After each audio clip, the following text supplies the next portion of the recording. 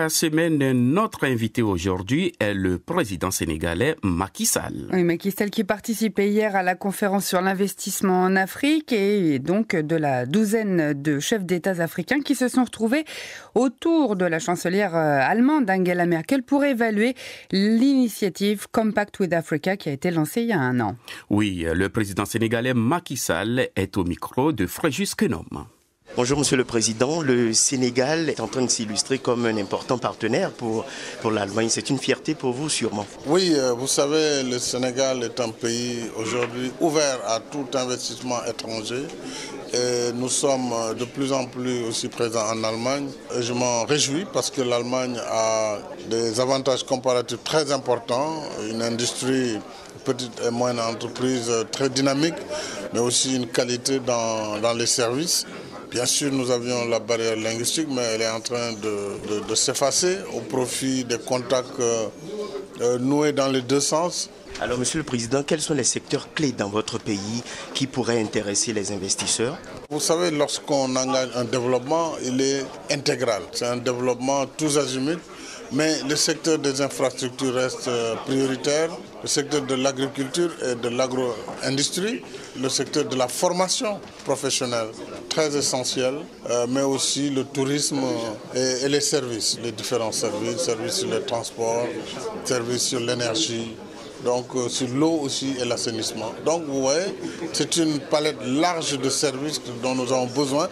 Il faut simplement que le gouvernement allemand travaille à accompagner ces entreprises afin que nous puissions accéder à des crédits concessionnels.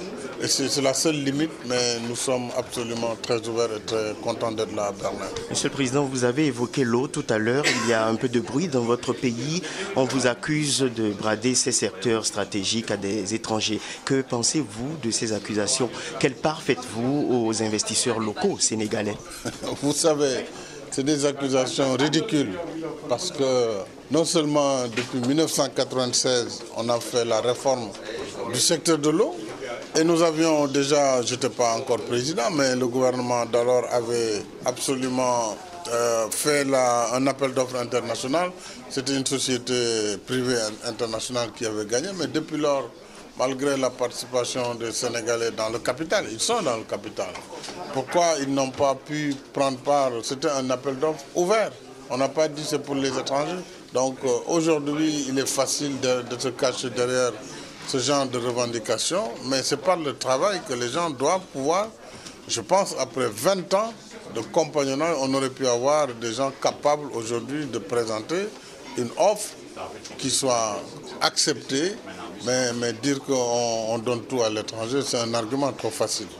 Cela dit, nous ne pouvons pas vivre en autarcie. Notre secteur privé est pleinement engagé.